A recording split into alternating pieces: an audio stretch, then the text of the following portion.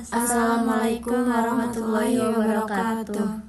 Kami dari kelompok 1 izin memperkenalkan diri. Nama saya Noni Khotimah. Nama saya Julia Bahagia. Nama saya Susilawati. Izin mempresentasikan hasil dari kelompok kami. Manfaat tidur yang cukup bagi kesehatan. Manfaat tidur yang cukup bagi kesehatan adalah tidur yang cukup merujuk pada waktu tidur yang memadai untuk tubuh. Biasanya sekitar 7 hingga 9 jam per malam bagi orang dewasa, yang memberikan peluang bagi tubuh untuk pulih dan berfungsi optimal. Tidur bukan hanya penting untuk istirahat, tetapi juga memiliki dampak yang signifikan pada kesehatan fisik dan mental. Peran tidur dalam proses pemulihan tubuh. Yang pertama, regenerasi sel dan jaringan tidur yang cukup mempercepat proses regenerasi sel dan jaringan, membantu memperbaiki kerusakan yang terjadi selama aktivitas sehari-hari serta meningkatkan kesehatan secara keseluruhan. Yang kedua, peningkatan sistem imun. Tidur yang berkualitas sangat penting bagi sistem imun, memfasilitasi produksi sistokin yang melawan infeksi dan memperkuat perlawanan tubuh terhadap penyakit. Hubungan tidur dengan penyakit kronis. Yang pertama, resiko penyakit jantung. Kurang tidur dapat meningkatkan resiko dengan penyakit dengan memicu tekanan darah tinggi dan meningkatkan kadar kolesterol yang berkontribusi pada masalah kardiovaskuler. Yang kedua, pengaruh pada diabetes dan obesitas. Tidur yang memadai dapat mengganggu metabolisme dan hormon yang terlibat dalam pengaturan gula dan nafsu makan, meningkatkan resiko diabetes tingkat 2 dan obesitas. Dampak tidur terhadap kesehatan mental. Yang pertama, mengurangi stres dan kecemasan, yaitu tidur yang cukup berperan penting dalam mengurangi kadar hormon stres sehingga membantu individu merasa lebih tenang dan mengurangi perasaan cemas. Yang kedua, meningkatkan mood dan kesejahteraan emosional. Tidur yang berkualitas berkontribusi pada produksi neurotransmitter yang positif, mendukung mood yang lebih baik dan meningkatkan perasaan kesejahteraan secara keseluruhan. Selanjutnya, pengaruh kualitas tidur terhadap kognisi. Yang pertama, peningkatan fokus dan konsentrasi. Pengaruh kualitas tidur terhadap kognisi. Yang pertama, peningkatan fokus dan konsentrasi. Tidur yang memadai dapat meningkatkan kemampuan otak untuk fokus dan berkonsentrasi, memungkinkan individu untuk menjalankan aktivitas dengan lebih efisien. Yang kedua, pembentukan memori yang lebih baik. Selama tidur, otak memproses yang menyimpan informasi sehingga tidur yang baik sangat penting untuk pembentukan memori jangka panjang yang lebih efektif. Selanjutnya ada strategi untuk meningkatkan kualitas tidur. Yang pertama, kebiasaan tidur yang sehat, yaitu menetapkan waktu tidur yang rutin. Menetapkan waktu tidur yang konsisten membantu tubuh mengatur ritme sirkadian sehingga memperbaiki kualitas dan durasi tidur setiap malam.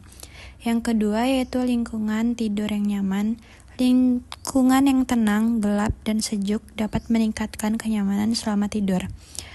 Pilih bantal dan kasur yang sesuai untuk mendukung posisi tidur yang baik. Lalu ada menghindari faktor pengganggu tidur. Yang pertama yaitu ada pembatasan konsumsi kafein dan alkohol. Untuk menghindari kafein dan alkohol beberapa jam sebelum tidur dapat membantu meningkatkan kemampuan untuk tidur dan kualitas tidur yang lebih baik. Yang kedua yaitu mengurangi paparan layar sebelum tidur. Mengurangi penggunaan perangkat elektronik sebelum tidur dapat menghindari gangguan dari cahaya biru yang dapat mengganggu produksi melatonin, hormon tidur. Sekian dari kelompok 1, kurang lebihnya mohon maaf. Wassalamualaikum warahmatullahi wabarakatuh. Berikut adalah penjelasan lengkap mengenai makna isi poster, termasuk warna, ilustri, atau animasi, dan pesan yang disampaikan. 1. Judul poster, waspada malaria anemia. Warna kuning cerah dengan huruf besar untuk menarik perhatian dan memberi kesan darurat. Maknanya yaitu mengingatkan masyarakat akan dua ancaman sekaligus, malaria dan anemia, yang disebabkan oleh satu faktor yaitu nyamuk malaria. 2. Lingkaran nyamuk dengan tanda larangan kanan atas. Animasinya yaitu nyamuk dilingkari dengan garis merah melintang. Maknanya itu melambangkan bahaya untuk penyebab malaria dan pentingnya pencegahan terhadapnya. Selanjutnya, 3. Apa itu malaria anemia atau latar merah koral? Warna merah koral menandakan bahaya perhatian serius terhadap kondisi tubuh. Ilustrasi sel darah merah dengan wajah dan plasmodium atau kuman berwajah lucu. Maknanya, edukasi ringan dan visual bahwa parasit Plasmodium falciparum merusak sel darah merah dan menyebabkan anemia. 4. Ibu hamil dengan bayi dalam kandungan dan bercak merah di bagian kiri bawah. Animasi tersebut, ibu hamil tampak pucat dan tidak sehat. Maknanya, menunjukkan bahwa ibu hamil merupakan kelompok rentan terhadap malaria anemia. Bercak merah melambangkan gejala dan dampak infeksi. 5. Anak kecil pegang kepala dengan wajah pucat di bagian kanan tengah. Animasi tersebut, anak tampak tidak nyaman dan sedang merasakan sakit. Maknanya, visualisasi gejala umum malaria anemia seperti demam, pusing, pucat, dan kelelahan menunjukkan bahwa anak-anak juga kelompok yang rentan. 6. Daftar gejala umum atau warna biru abu-abu. Warna biru abu-abu tersebut memberikan nuansa serius tapi tenang. Maknanya menjelaskan gejala-gejala yang harus diwaspadai dari malaria anemia. 7. Anak tidur di kelambu bagian pencegahan kiri bawah. Animasi tersebut, anak tidur dengan nyaman dalam kelambu dikelilingi nyamuk. Makna tersebut menyampaikan pesan penting penggunaan kelambu sebagai perlindungan dari gigitan nyamuk dan penyebab malaria. Selanjutnya ada tujuan dari poster tersebut.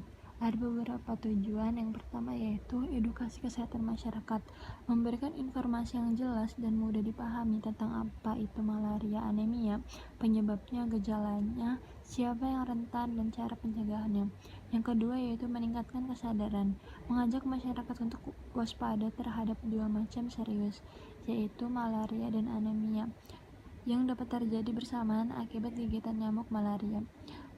Yang ketiga yaitu pencegahan dini, mendorong tindakan pencegahan seperti penggunaan kelambu, menyemprot anti nyamuk, dan menjaga lingkungan agar terhindar dari genangan air. Yang keempat yaitu perlindungan kelompok rentan, menggarisbawahi pentingnya melindungi anak-anak dan ibu hamil karena mereka paling berisiko mengalami komplikasi serius dari malaria anemia.